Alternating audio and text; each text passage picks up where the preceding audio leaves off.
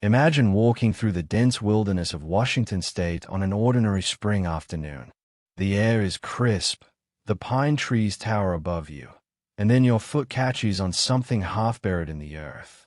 You look down. Your heart stops. Bones. Human bones. This isn't the beginning of a horror film. This is real. And it happened on a quiet stretch of road in Kittitas County in May of 1978. But here's what makes this story different from every other cold case you've heard. The person who died there, whose remains were scattered across that remote hillside, wouldn't be identified for over 40 years. 4 decades of silence. 4 decades of a family wondering. 4 decades of investigators chasing ghosts.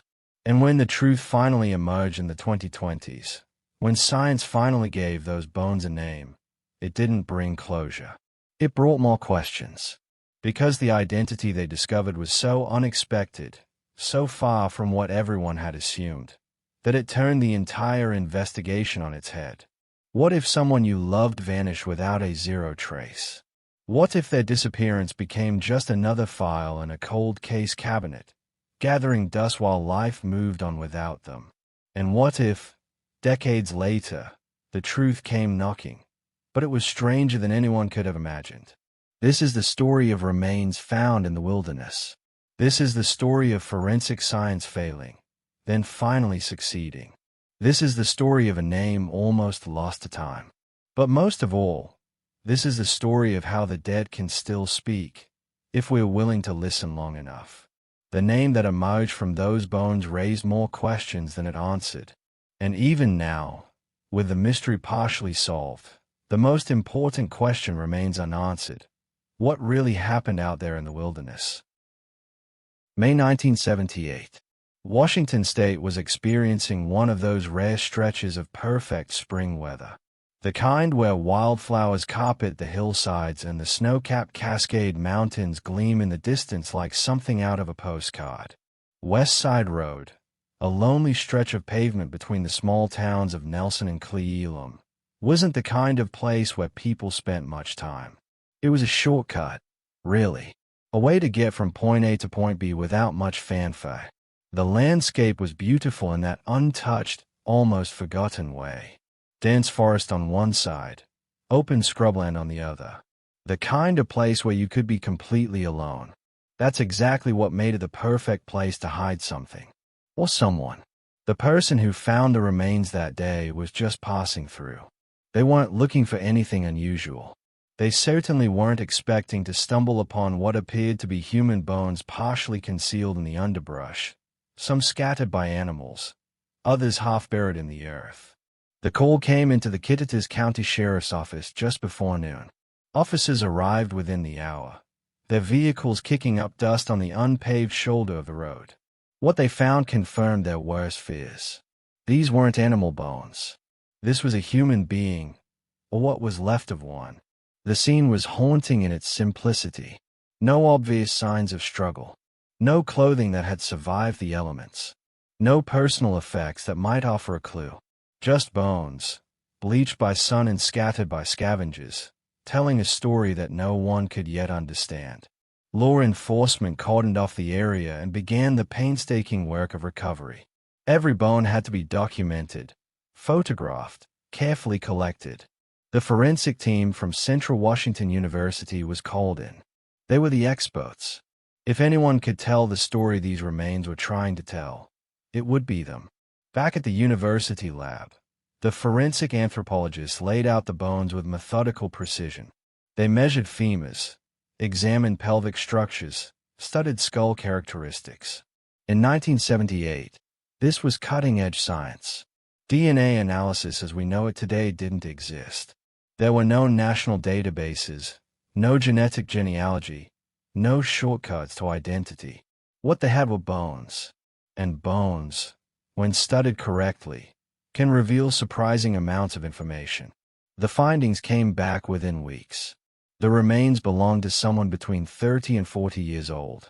Based on the pelvic structure and skull measurements, they concluded this was a female. The condition of the bones suggested she had been dead somewhere between 3 and 9 months before discovery. Cause of death? Unknown.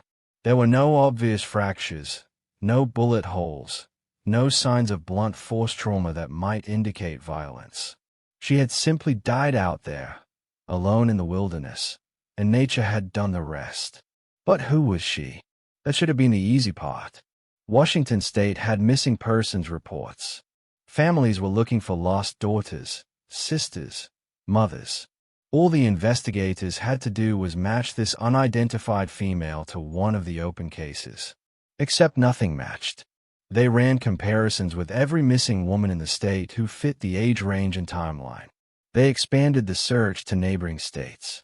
They interviewed families, followed leads, chased down tips that went nowhere. The woman from West Side Road remained a mystery. As the months turned into years, the investigation began to slow. New cases demanded attention. Resources were stretched thin. The bones were cataloged, stored in evidence, and the file was marked accordingly. Cold case. Somewhere, a family was missing someone. Somewhere, there were people who went to bed every night wondering what had happened to their loved one. But the connection between those grieving hearts and the bones in the evidence room was never made. The wilderness had kept it secret, and it would continue to keep it for a very long time. Time is a way of eroding everything. Memories fade. Witnesses move away or pass on. Evidence degrades, and cases that once seemed urgent become footnotes in dusty filing cabinets. Throughout the 1980s, the remains from West Side Road sat in storage. Every few years, an investigator would pull the file, review it with fresh eyes, hoping to see something their predecessors had missed. But the conclusion was always the same. Without a match to a missing person, without any witnesses, without a crime scene that offered clues, there was nowhere to go. The forensic assessment had been clear. Female, 30 to 40 years old, dead sometime in late 1977 or early 1978. That should have narrowed it down, but it didn't. Washington State in the late 70s was a complicated place. The aftermath of the counterculture movement meant people were mobile, transient. Hitchhiking was common. Communes dotted the landscape. People dropped off the grid for months or years without anyone raising an alarm. Was this woman one of those wanderers? Someone without close family ties? Someone whose absence went unnoticed? Or was she someone whose disappearance had been reported, but in a different state, a different jurisdiction, under a different set of circumstances that made the connection impossible to see? The investigators pursued every lead they could find. There was a woman who'd gone missing from Seattle in 1977, last seen getting into a car with an unidentified man. Could it be her? The family provided what information they could, but without DNA testing, there was no way to confirm or rule it out definitively. There was another woman from Spokane, a mother of two who'd walked out of her house one afternoon and never came back. Her husband had reported her missing after 3 days. The timeline fit. The age fit. But when investigators dug deeper, they found she'd actually turned up alive in California 6 months later, living under a different name. Another dead end. One by one, the possible matches were eliminated or proved impossible to confirm. By the mid-80s, the case had gone cold in the truest sense. It wasn't closed, because you can't close a case when you don't know who the victim is. But it wasn't active either. It existed in that liminal space where unsolved mysteries go to wait. Waiting for technology. Waiting for a breakthrough. Waiting for luck. And while the case waited, life went on. In Minnesota, a family named Anderson continued their own private search. They'd filed a missing persons report in 1977, when their loved one had vanished from Bellevue, Washington. They'd worked with police, distributed flyers, made calls, held out hope. But as the years passed without answers, that hope became a kind of quiet grief. The grief of not knowing. The grief of ambiguous loss. They didn't know that the answer they sought was sitting in an evidence room, misidentified, misfiled, waiting for science to catch up. The cruel irony was that the pieces were all there. The remains. The missing person report. They just weren't connected. And without that connection, the mystery remained impenetrable. By the time the 1990s arrived, The case was nearly 20 years old. The original investigators had retired or moved on. The files had been transferred multiple times as departments reorganized and digitized records.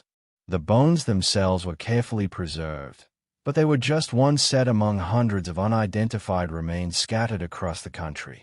One box among thousands. One mystery among countless others. But mysteries have a way of demanding resolution. And sometimes, when you least expect it, the past comes roaring back into the present. The year 2000 arrived with the promise of a new millennium and revolutionary changes in forensic science. DNA testing, which had been experimental and expensive in the 1980s, had become standardized and accessible. Police departments across the country began revisiting cold cases, extracting DNA from old evidence, uploading profiles to new databases. For the first time in history, bones could tell us not just the story of how someone died, but exactly who they were. The Kittitas County Sheriff's Office was no exception. As part of a statewide initiative to solve cold cases, they began systematically processing evidence from unsolved crimes. In 2003, the remains from West Side Road were finally submitted for DNA extraction and analysis. It was a painstaking process. The bones were old, degraded. DNA extraction from skeletal remains is never easy, and after 25 years, the sample quality was questionable. But the technicians persevered. They isolated a viable DNA profile and uploaded it to CODIS, the combined DNA index system that serves as a national database for DNA profiles. Then they waited. Weeks turned into months. The system searched for matches automatically, comparing the unknown profile against millions of others. A match would mean answers. It would mean a name. It would mean a family could finally know what happened. But no match came. The disappointment was crushing. Here was this powerful new tool, this technology that was solving cold cases across the country, and it had hit a wall. The DNA profile sat in the database, searching for a connection that apparently didn't exist. Why? The answer was frustratingly simple. CODIS relies on having comparison samples. If the missing person's family had never submitted DNA, if they'd never been contacted as part of an investigation, if the connection had never been made, then the profile would just sit there indefinitely, invisible and useless. The case remained cold. But technology doesn't stand still. While CODIS stalled, something new was emerging. Something that would change the landscape of cold case investigations forever. Forensic genealogy. The idea was revolutionary in its simplicity. Instead of relying solely on law enforcement databases, why not tap into the millions of genetic profiles that ordinary people were voluntarily uploading to ancestry websites? People who wanted to find distant cousins or trace their family trees were, unknowingly, creating a vast genetic network that could be used to identify the unknown. It worked like this. Investigators would take an unknown DNA profile, upload it to a public genealogy database, and look for partial matches. These wouldn't be perfect matches, but they might be third cousins, or fourth cousins, or some other distant relation. Then, using traditional genealogical research, investigators could build family trees backward and forward in time, triangulating until they narrowed down the possible identities. It was tedious. It required expertise in both genetics and genealogy. But it worked. By the late 2010s, forensic genealogy had solved cases that had been cold for decades. The Golden State Killer was identified and arrested. Baby DOEs and John Does across the country were finally being given their names back.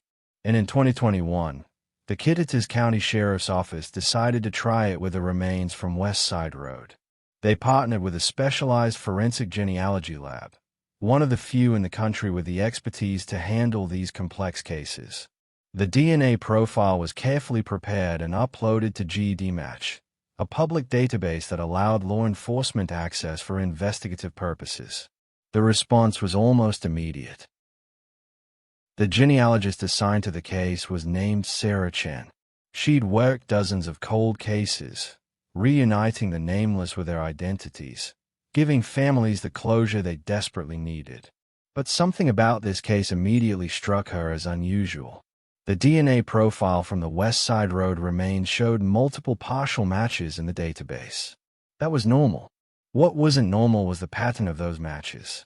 They all traced back to families in the Midwest, specifically Minnesota, and they all seemed to cluster around a particular family line dating back to Scandinavian immigrants in the late 1800s.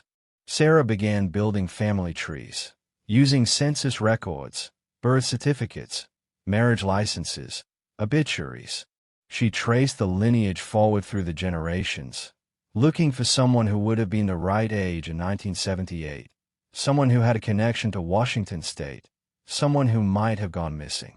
After 3 weeks of intensive research, she found a candidate that made her pause.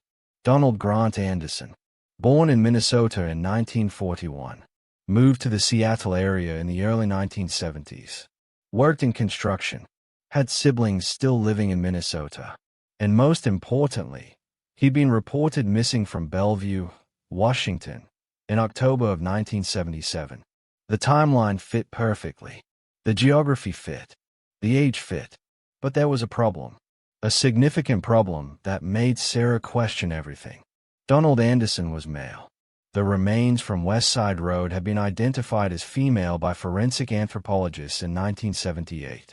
That assessment had shaped the entire investigation for over 4 decades. Every missing woman in Washington had been compared to those remains. But no one had looked at missing men, because the science had said it was impossible.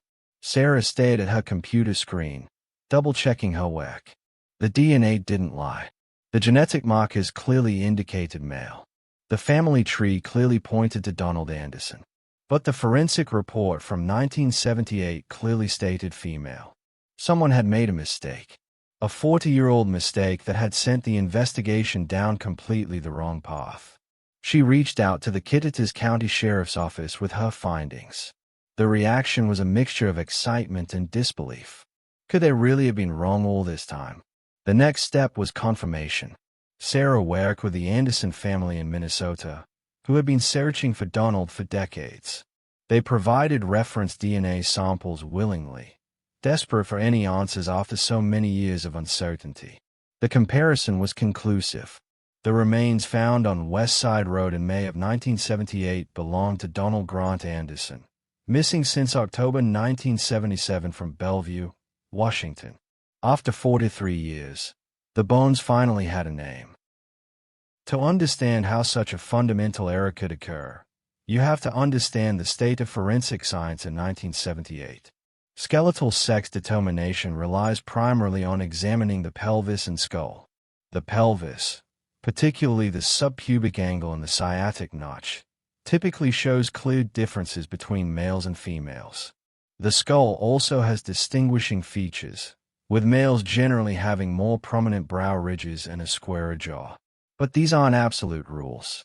They are guidelines, probabilities. Human variation means that some men have features that appear feminine, and some women have features that appear masculine. Add in the fact that the remains from West Side Road were incomplete, weathered, and partially scattered by animals, and you have a recipe for misidentification. The forensic anthropologists in 1978 did their best with the tools and knowledge available to them. They examined the pelvis and concluded it appeared female. They noted the skull features and found them consistent with a female in the 30 to 40 age range. Without DNA testing to confirm their assessment, they had no reason to doubt their findings. That single mistake cascaded through decades of investigation. Every lead pursued was based on the assumption they were looking for a missing woman. Every missing person comparison was filtered through that lens.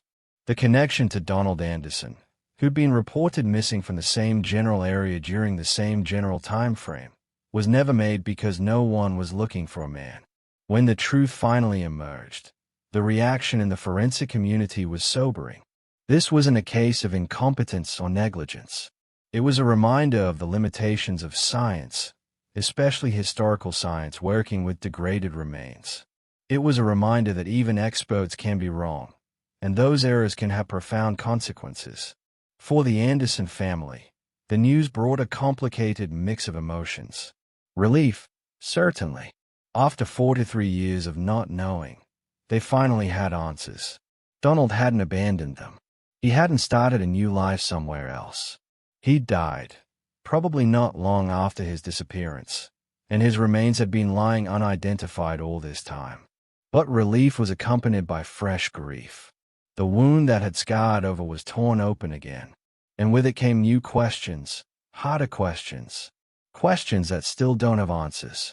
Donald's sister, Margaret, was 76 years old when she got the call from investigators. She'd been 17 when her brother disappeared, a high school senior planning for college while her big brother worked construction in Washington.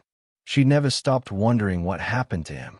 When they told me they'd found him, that they'd finally identified his remains, I didn't know whether to laugh or cry, she said in a later interview. Part of me was grateful. We could finally lay him to rest properly. But part of me was angry. Angry that it took so long. Angry that the mistake meant we spent decades not knowing. And angry that even now, we still don't know what really happened to him. Because identification was only half the mystery, the more important question remained unanswered. How did Donald Anderson die? Donald Grant Anderson was 36 years old when he vanished in October of 1977. He'd moved to the Seattle area 5 years earlier, drawn by the booming construction industry and the promise of steady work. He was single, lived alone in a small apartment in Bellevue, and kept mostly to himself.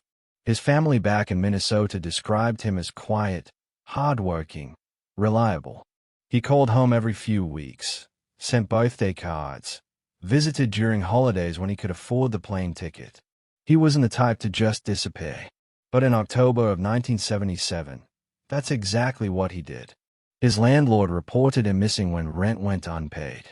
His employer called when he didn't show up for work for 3 consecutive days without calling in.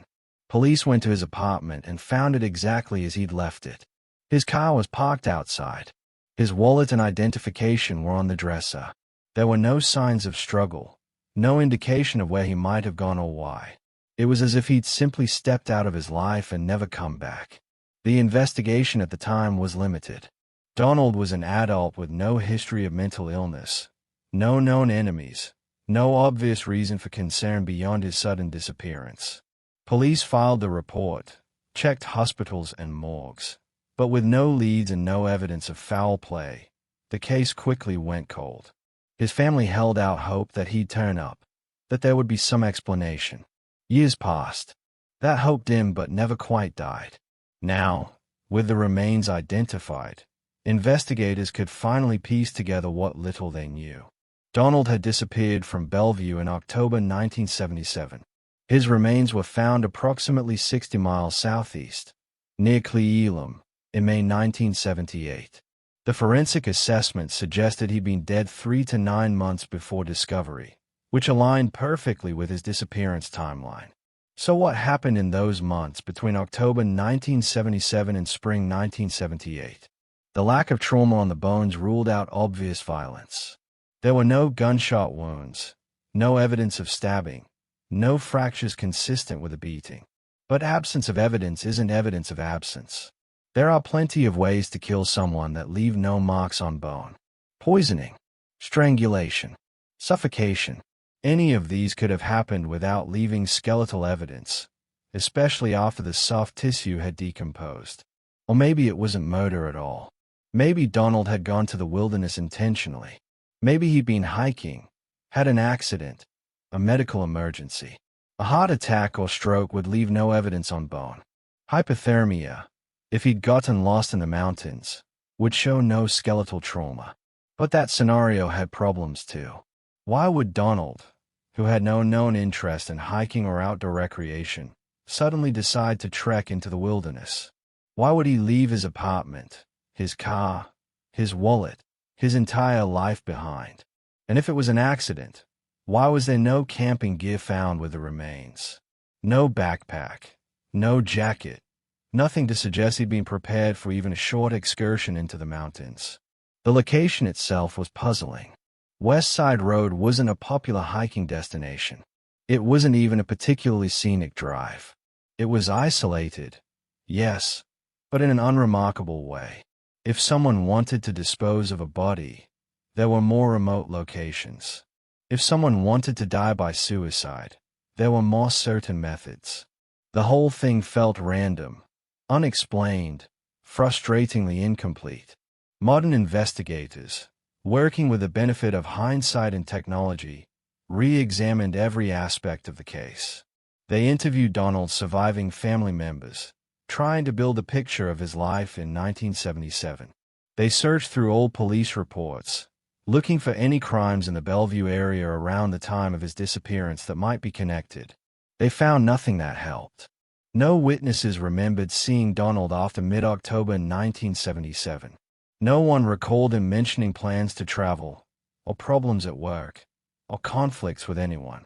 He'd simply vanished, and his remains had turned up 60 miles away months later. The forensic genealogist who'd identified him, Sarah Chen, continued to investigate from her angle. She built out Donald's family tree, looking for connections to the Cle Elum area. Maybe he'd known someone there. Maybe he'd had a reason to be in that location. Again, nothing. No relatives in Kittitas County. No friends or work colleagues with connections to the area. No paper trail leading from Bellevue to West Side Road. It was as if someone had picked him up, carried him 60 miles, and left him there to die. But that made no sense either. Why? What possible motive could explain such a bizarre set of circumstances? When facts are scarce, theories multiply.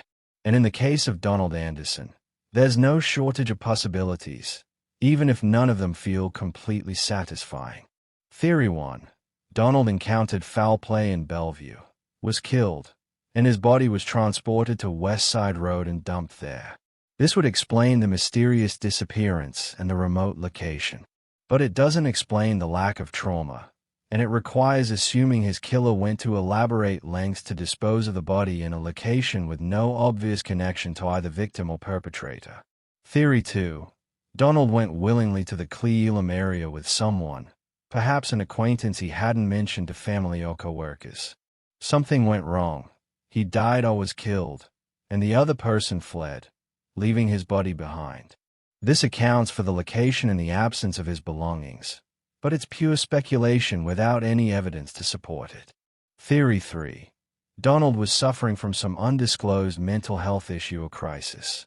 He deliberately left his life behind, hitchhiked or walked to the mountains, and died of exposure or by suicide.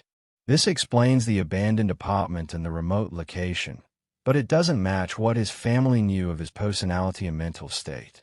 And it doesn't explain why he chose that particular location. Theory 4. Donald was the victim of a random crime, a serial killer or opportunistic predator who picked him up somewhere between Bellevue and Cle Elum. This was the late 70s, when Ted Bundy and other serial killers were active in the Pacific Northwest. The Green River Killer wouldn't begin his spree until 1982, but there were others. Could Donald have been an unknown victim of a known predator? Investigators looked into this possibility with particular interest. They cross-referenced Donald's disappearance with known serial killer timelines and victim profiles. But nothing matched. The serial killers active in Washington in 1977 targeted primarily young women, not middle-aged men. And none of their known dumping grounds matched the West Side Road location. Theory 5, and perhaps the most unsettling. Something happened that falls outside any normal pattern of crime or accident. Something unusual enough that it doesn't fit into standard investigative categories. What's frustrating for everyone involved is that the answer might be simple, mundane even.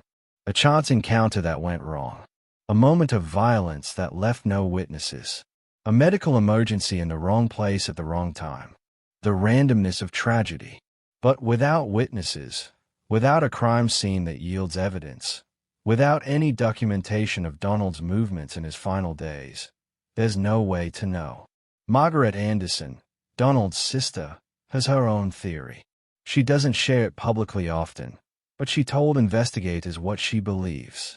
"I think someone hurt him," she said.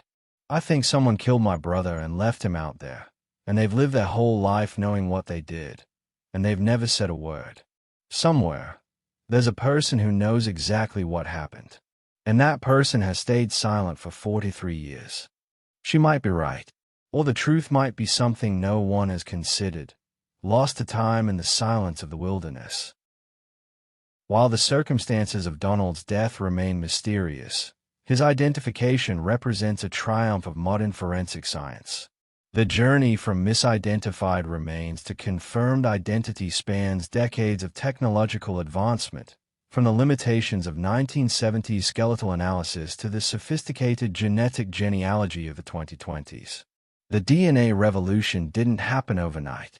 It was built on decades of research, incremental improvements, and the willingness of investigators to keep trying even when cases seemed hopeless.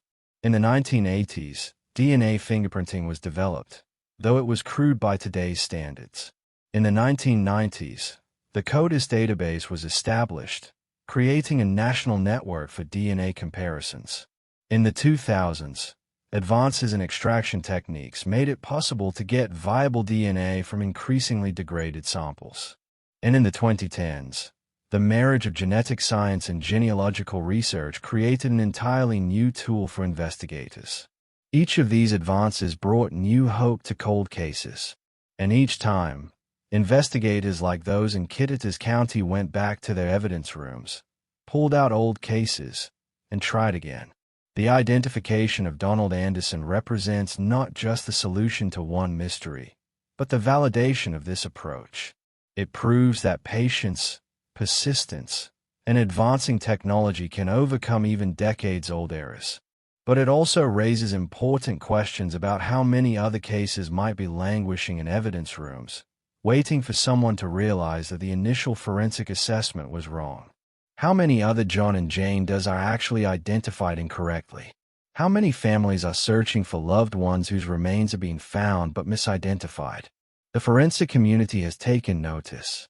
Since Donald's identification, there's been renewed interest in re-examining old cases, particularly those from the 1970s and earlier when skeletal sex determination was less reliable. DNA testing can now confirm or correct those initial assessments, potentially opening up new investigative avenues. For the Anderson family, the identification brought a measure of peace.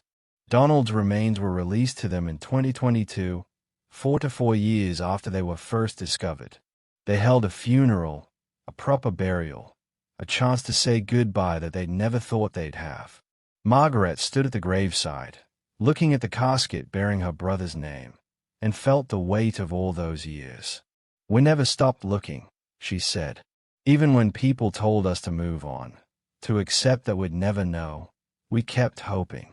And now, finally, he can rest. We all can, a little bit." But peace and closure aren't the same thing.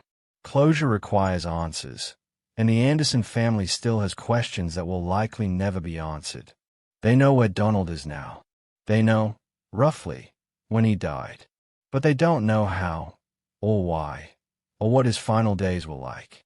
Those mysteries died with him in the Washington wilderness in 1977.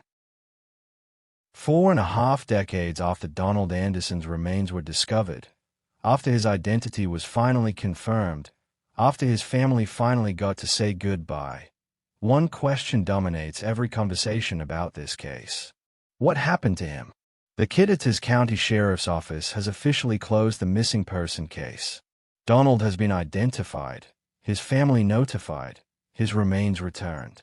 But the investigation into his death remains open, technically, because without knowing how he died, without ruling out foul play, the case can't truly be closed. The reality, though, is that active investigation has ceased. The detectives who might have worked the case have other priorities, newer crimes with solvable leads. The witnesses who might have seen something are likely dead themselves by now, or their memories so faded that they be useless. The physical evidence is limited to bones that tell us who, but not how or why. In cases like this, justice becomes an abstract concept. If Donald was murdered, his killer may have lived an entire life, free and undiscovered. They may be dead themselves by now, taking their secret to the grave. Or they may still be out there, an elderly person with a decades-old crime in their past, believing they got away with it. If Donald's death was accidental, then there's no justice to seek, only understanding. And understanding, in this case, remains elusive. The location continues to puzzle investigators. West Side Road hasn't changed much since 1978. It's still remote, still sparsely traveled, still flanked by wilderness. Local residents have no particular memories of October 1977 or of seeing anything unusual in the months that followed. The area wasn't known for criminal activity then, and it isn't now. Could Donald have been brought there by someone who knew the area? Or was the location chosen randomly, a crime of opportunity that just happened to end in that particular spot? These questions keep Margaret awake at night sometimes. She's 76 years old now, the same age her brother would have been if he'd lived. She thinks about the life he didn't get to have, the family he never started, the grandchildren she could have had through him, if circumstances had been different. People ask me if I'm glad we finally know, she says. And I am. Of course I am. But knowing he's gone, knowing where his body was all those years while we were searching, it doesn't make it hurt less. It just makes it hurt differently. She's become something of an advocate for cold case investigation, particularly for families who have missing loved ones. She knows firsthand how important identification is, even when it comes decades late. She knows that having a place to visit, a grave to tend, makes a difference. But she also knows that identification without justice feels incomplete. And justice, in Donald's case, may be impossible at this point. Donald Anderson's case is just one among thousands. Across the United States, there are an estimated 4,400 unidentified bodies being held in medical examiners' offices and morgues. Some are recent, but many have been there for years or decades, waiting for science or luck to give them their names back. At the same time, there are over 600,000 missing persons reported every year in the United States. Most are found quickly, resolved within hours or days. But some aren't. Some become long-term missing persons, their families living in that agonizing limbo of not knowing. The tragedy is that sometimes these two groups, the unidentified dead and the missing persons, are connected. Sometimes the body that's sitting in a morgue matches the person whose family has been searching. But without the tools to make that connection, both remain in limbo. Forensic genealogy has changed this landscape dramatically. Since 2018, when the Golden State Killer was identified using genetic genealogy, the technique has been used to solve hundreds of cold cases. Murders, rapes, unidentified remains, all getting fresh attention and new solutions. But it's not a magic bullet. The technique requires that the unknown person's DNA be of good enough quality to extract and analyze. It requires that distant relatives have uploaded their DNA to public databases. It requires skilled genealogists willing to spend weeks or months building family trees. And it requires funding, which many cash-strapped police departments don't have. For every Donald Anderson who gets identified, there are dozens more who remain nameless. For every family that gets answers, there are countless others still waiting. The hope is that as the technology becomes more accessible and more widely adopted, the backlog of unidentified remains will shrink. That families won't have to wait 43 years for answers. That mistakes like the misidentification in 1978 won't derail investigations for decades. But hope isn't certainty. And in the world of cold cases, patience is measured in decades, not days.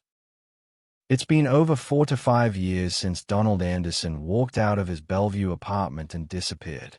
4 to 5 years since someone, somewhere, saw him for the last time. 4 to 5 years since whatever happened to him in the wilderness near Cle Elum. The people who might have answers are dwindling. Time is erasing witnesses, eroding memories, taking potential leads to the grave. But the question remains. What happened to Donald? Was it violence? Did someone harm him, deliberately end his life, and leave him in that remote location hoping he'd never be found? If so, that person has lived for decades with that knowledge. They've watched the case go cold, watched the remains sit unidentified, perhaps believing they were safe. Or was it accident? Did Donald find himself in the wrong place at the wrong time, victim of circumstances no one could have predicted? Did he die alone, in pain, wondering if anyone would ever find him? Or was it something else entirely? Something that falls outside the normal categories of crime and accident. Something we can't reconstruct because too much time has passed and too much evidence has been lost. The wilderness knows. West Side Road knows. But the wilderness doesn't speak, and the road keeps its secrets. For Margaret and the rest of the Anderson family, these questions will likely never be answered. They've accepted that. You have to, when you've been waiting for 43 years and the best you get is a name on remains, but no explanation of how those remains came to be. I think about my brother every day, Margaret says. I think about the last time I saw him, which was Christmas of 1976. He'd flown home to Minnesota, and we had dinner together, the whole family. He seemed happy, normal. There was no indication that less than a year later, he'd be gone. She pauses, looking at a photograph from that Christmas. Donald is smiling, young and healthy, his whole life ahead of him.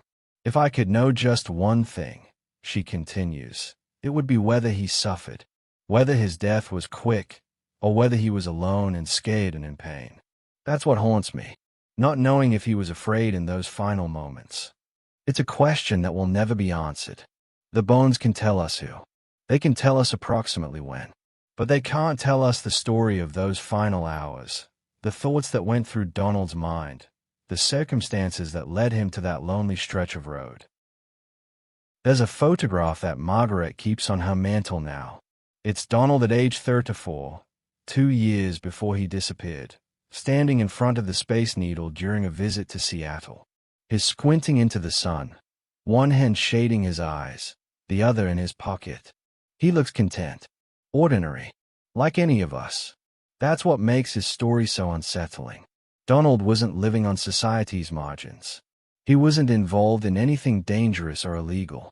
He wasn't the kind of person who, statistically, becomes a victim. He was just a man living his life, going to work, paying his rent, calling his family. And then he was gone. That's what people don't understand, Margaret says. They want there to be a reason. They want it to make sense. They asked me if Donald was depressed, or if he had money problems, or if he was mixed up with the wrong people. And when I tell them no, that he was just normal, just living his life, I can see them get uncomfortable. Because if it could happen to him, it could happen to anyone. She's right. That's the uncomfortable truth at the heart of cases like Donald's. Sometimes there is no pattern, no warning sign, no clear motive or explanation. Sometimes terrible things happen to ordinary people, and the randomness of it is more frightening than any elaborate crime story. Since Donald's identification became public in 2022, Margaret has been contacted by dozens of other families with missing loved ones. They reach out hoping she has advice, hoping she can tell them how to keep searching, how to maintain hope across decades of silence. What she tells them is this: don't let anyone tell you to give up. Don't let anyone say it's been too long, or that you should accept you'll never know. Science keeps evolving. Cases that seemed impossible to solve are being cracked every day. Keep your loved one's DNA on file. Keep their missing persons report active. Keep their memory alive. Because somewhere, someday, there might be an answer. It's hard-won wisdom, earned through 4 decades of waiting. But it's also a kind of mission now. If Donald's case can give hope to other families, if his identification can demonstrate that cold cases can be solved even after seemingly impossible lengths of time, then perhaps something meaningful can come from tragedy. Detective Sarah Chen, the forensic genealogist who identified Donald, has worked hundreds of cases. She's given names back to the nameless, brought closure to families who'd given up hope, helped solve murders that occurred before she was born. But Donald's case stays with her in a particular way. It's the misidentification that bothers me, she admits. Those forensic anthropologists in 1978, they were doing their best. They used the best science available at the time. But that one mistake sent the investigation in completely the wrong direction for over 40 years. It meant Donald's family kept searching when his remains had already been found. It meant they suffered needlessly. She pauses, considering her words carefully. What scares me is wondering how many other cases are like this. How many unidentified remains are sitting in evidence rooms, misidentified, while families search for someone who's already been found. We're starting to look at other cases from that era now, re-examining the initial assessments with DNA testing. And I have a feeling Donald won't be the only one where the original determination was wrong. It's sobering to think about. Forensic science saves lives and solves crimes, but it's not infallible. The scientists conducting those analyses are human, working with imperfect evidence, making judgment calls based on probabilities rather than certainties. The lesson from Donald's case isn't that we shouldn't trust forensic science. It's that we should recognize its limitations, especially historical science working with degraded remains. It's that we should be willing to revisit old assumptions when new technology becomes available. It's that we should never stop asking questions. Every time I identify someone, Sarah says, I think about all the years their family spent not knowing.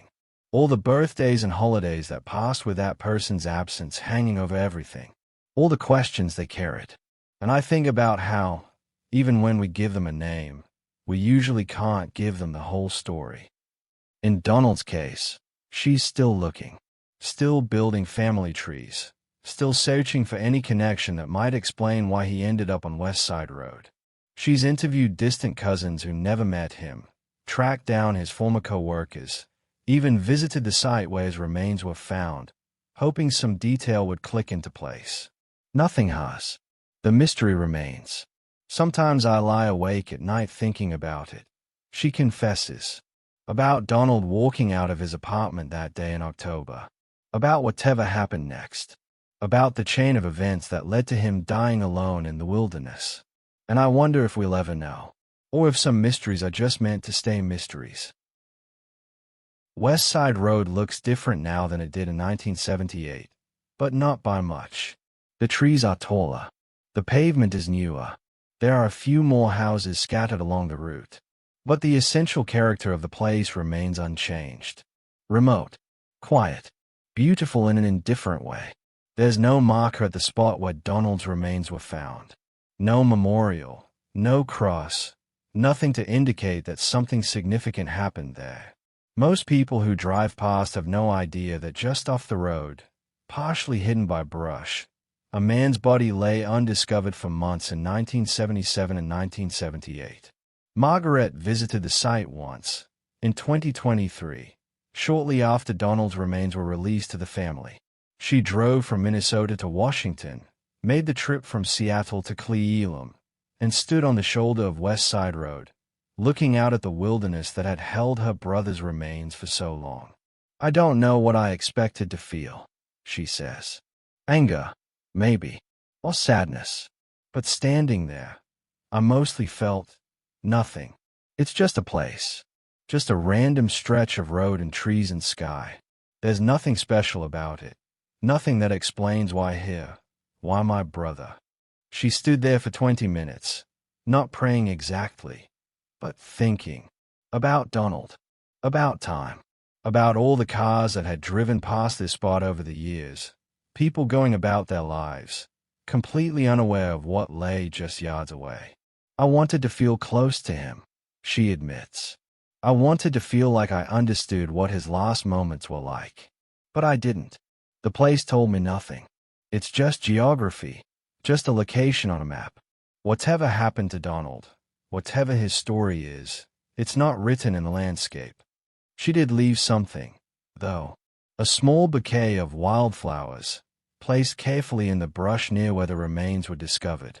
It was a gesture more symbolic than anything, a way of acknowledging that this place, however random and meaningless it might seem, was where her brother's journey ended. I like to think he didn't suffer, she says quietly. I like to think that whatever happened was quick, that he didn't have time to be afraid. But I don't know, and I never will. This is where most cold case stories would end.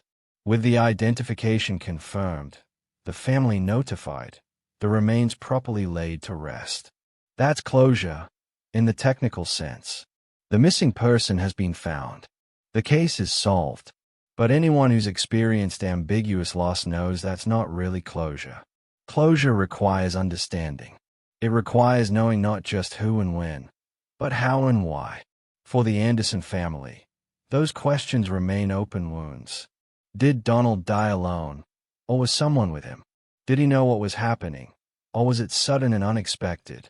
Was it an accident, or was it deliberate? If it was deliberate, was he the intended victim, or was he simply in the wrong place at the wrong time? These aren't just academic questions. They shape how his family remembers him, how they process their grief, how they move forward. If he died by accident, they can remember him as unlucky, a victim of circumstances beyond anyone's control. If he was murdered, they carry the additional burden of knowing someone chose to end his life, and that person has never faced justice. If he died by suicide, they wrestle with questions about whether they missed warning signs, whether they could have helped. Not knowing means they carry all these possibilities simultaneously. Screening tragedy, where every explanation exists in superposition until observation collapses it into certainty. The Kittitas County Sheriff's Office maintains that the case remains open. Technically, that's true. But realistically, without new evidence, without witnesses coming forward, without some unexpected breakthrough, it will remain unsolved. Detective Raymond Martinez, who currently oversees cold cases for the department, is candid about the limitations. We've done everything we can with the evidence available, he says. We've interviewed every living person who knew Donald, reviewed every document, examined every possible angle, and we have no definitive answers. The remains show no signs of obvious violence, but that doesn't rule out foul play. The location is puzzling, but not impossible to explain. The circumstances of his disappearance are consistent with several different scenarios. He spreads his hands in a gesture of frustration. The honest truth is that unless someone comes forward with information, unless there's some evidence we haven't discovered, this case will likely never be conclusively solved. We know who. We can guess when. But how and why? Those may remain mysteries forever. It's not the answer the Anderson family wants to hear. But it's the truth, and there's something to be said for truth, even when it's disappointing. If there's a broader meaning to Donald Anderson's story, it's this: the dead deserve their names. They deserve to be remembered as individuals, not as case numbers or forensic designations. And the living deserve answers, even when those answers are incomplete. The 43-year gap between Donald's death and his identification represents a failure, but also a triumph. A failure of initial forensic assessment, yes, but a triumph of persistence, of advancing science, of people who refuse to let an unknown person remain unknown. Sarah Chen, the genealogist who identified Donald, puts it this way: every unidentified person was someone's child, someone's sibling, someone's friend. They lived a life that mattered to people, and they deserve to be remembered by their real name, not as Jane Doe or John Doe number 237. That's what drives this work, the belief that everyone deserves that basic dignity. The Anderson family has found unexpected meaning in their tragedy. They've become advocates for DNA database expansion, for better resources for cold case investigations, for re-examining old forensic assessments with modern technology. If Donald's case can prevent another family from going through what we went through, Margaret says, if it can push departments to test old evidence or reconsider old assumptions, then maybe something good comes from something terrible. It's a common refrain among families of cold case victims: the need to find purpose in senseless loss, the hope that sharing their story might spare someone else the same pain. Donald's story has already had an impact. Since his identification became public, several other police departments have begun reviewing old cases where skeletal sex determination might have been incorrect. At least 2 other misidentified remains have been discovered and corrected as a result. That's not closure for the Anderson family, but it's something. A legacy, of sorts. Proof that Donald's life, and his death, mattered. It's fall now, as this story winds toward its conclusion. The same season when Donald disappeared 48 years ago. The trees along West Side Road are changing color, gold and rust against the evergreen pines. The air has that crisp quality that promises winter is coming. Margaret is 79 now. She knows she won't live forever. She knows she'll probably die without ever knowing what really happened to her brother. But she's made peace with that, as much as anyone can make peace with unanswered questions. I've stopped waiting, she says. That's different from stopping hope. I still hope that someday, someone will come forward with information. That maybe someone on their deathbed will confess, or that some new evidence will surface. But I'm not holding my breath anymore. I'm not organizing my life around waiting for that call. Instead, she focuses on what she does know. She knows Donald lived 36 years. She knows he was loved. She knows he called home regularly, sent birthday cards, made his family laugh. She knows he worked hard, lived honestly, and didn't deserve whatever happened to him. That's who Donald was, she says firmly. Not the mystery, not the cold case, not the unidentified remains. He was my brother. He was a person. And even though I don't know how his story ended, I know how the rest of it went. I know the person he was. It's a small defiance against the void of not knowing, an insistence that identity means more than how someone died, that the life lived matters more than the death suffered. She's arranged for her own DNA to be in databases, along with her children's DNA, just in case, just so that if something similar ever happens to someone else in the family, they won't have to wait 43 years for answers. That's the thing about cases like Donald's, she reflects. They change how you think about everything. About safety, about certainty, about the assumption that if something happens to you, people will know. People will find out. But that's not always true. Sometimes you can just disappear, and it takes decades to even find the breadcrumbs, let alone understand where they lead. The wilderness near West Side Road is quiet now, as it was in 1978, as it probably always has been. The wind moves through the pines. Small animals rustle in the undergrowth. Cars pass occasionally, their drivers thinking about work or family or what's for dinner, completely unaware of the mystery that has played out in this unremarkable place. Somewhere in this landscape is the answer to what happened to Donald Grant Anderson. Maybe it's in the memory of someone who's never spoken. Maybe it's in a detail that investigators overlooked, or a connection that was never made. Maybe it's simply lost to time, eroded by decades just like the soft tissue that once covered Donald's bones. Or maybe the answer is simpler than we think. Maybe there is no dramatic explanation. Maybe it was just a terrible confluence of bad luck and worse timing.